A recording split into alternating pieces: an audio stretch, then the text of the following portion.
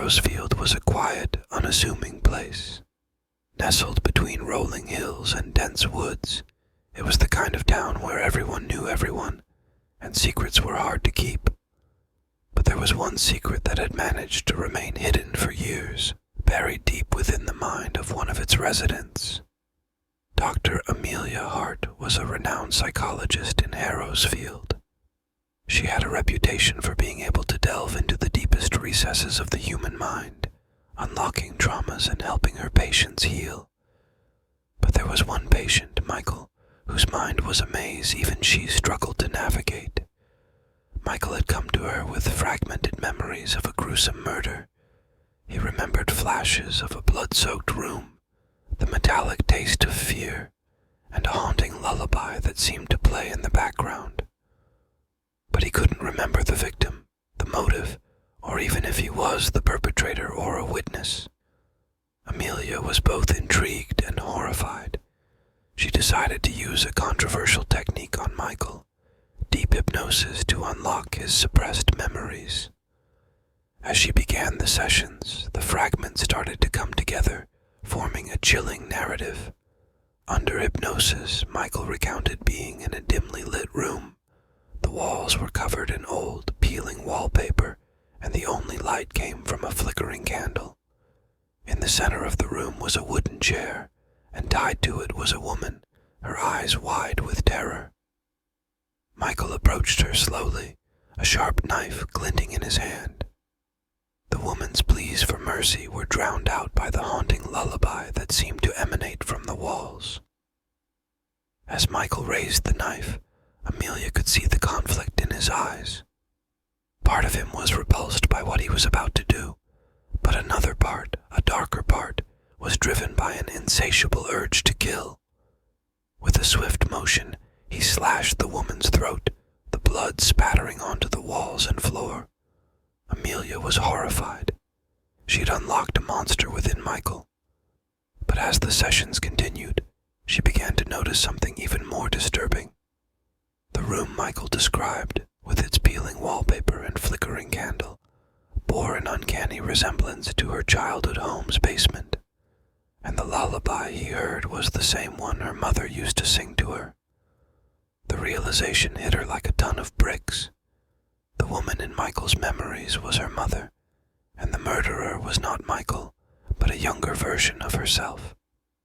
The trauma of the event had caused her to suppress the memory, and over time, she had projected it onto Michael, manipulating his vulnerable mind to believe it was his own.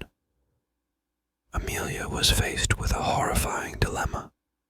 Should she confront her own dark past and turn herself in, or should she continue to let Michael believe he was the murderer? The weight of her guilt was unbearable, and she found herself spiraling into madness. One night, in a fit of desperation, Amelia went to the old house, now abandoned and decrepit.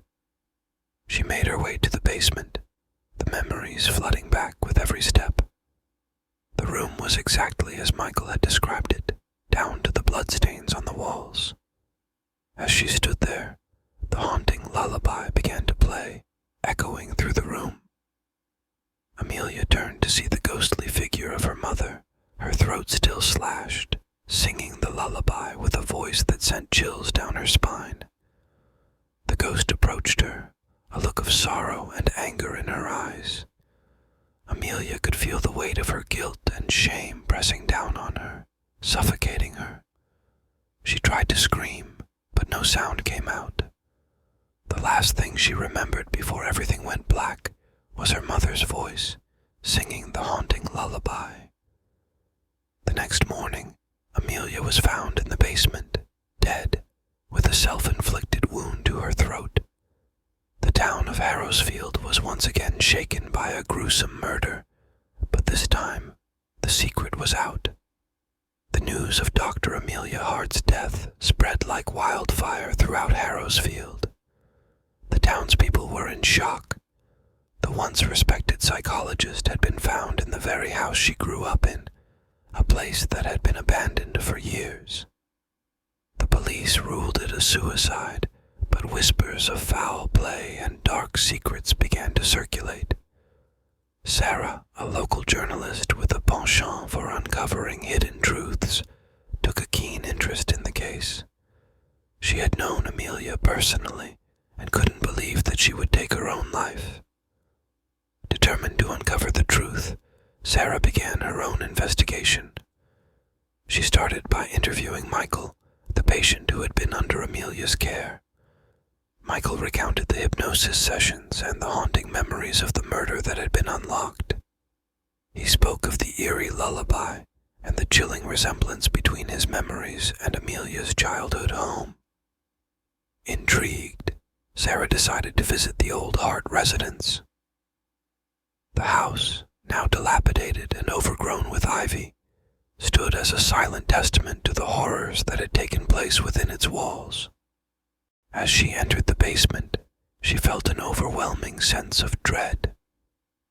The room was cold, and the air was thick with tension. Sarah began to look for clues. She noticed an old photo album tucked away in a corner. Flipping through the pages, she found pictures of a young Amelia with her parents. But one photo in particular caught her eye. It was of Amelia's mother holding a baby, but the face of the baby had been scratched out. Determined to dig deeper, Sarah visited the town's archives. She discovered that Amelia had had a twin sister, Emily, who had died under mysterious circumstances when they were just infants. The official cause of death was listed as sudden infant death syndrome, but rumors suggested that Amelia's mother had been involved. Piecing together the puzzle, Sarah began to form a theory. Amelia had witnessed her mother harming Emily, leading to her death. The trauma had caused Amelia to suppress the memory, which later manifested in her sessions with Michael.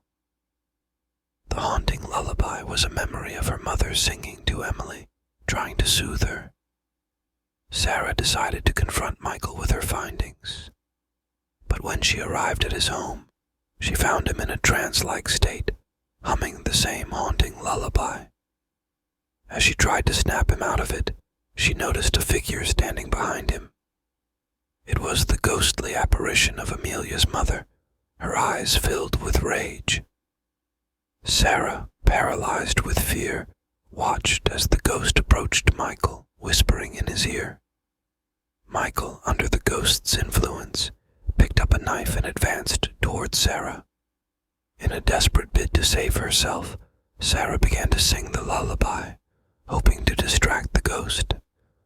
To her surprise, the ghost stopped in its tracks, a look of recognition in its eyes. Sarah continued to sing, her voice growing louder and more confident. The ghost began to fade, and Michael dropped the knife, coming back to his senses. The ghost of Amelia's mother had been seeking revenge, trying to silence anyone who came close to uncovering the truth. But the power of the lullaby, a reminder of her love for Emily, had been enough to banish her. Sarah's story made headlines, and the town of Harrowsfield was once again thrust into the spotlight. The old Hart residence was demolished, and a memorial was erected in its place, honoring the memory of Amelia and Emily. As for Michael, he left Harrowsfield for good, seeking a fresh start away from the memories of the haunting lullaby and the ghostly apparition. But Sarah remained, determined to continue her quest for the truth, and to ensure that the dark secrets of Harrowsfield remained buried no more.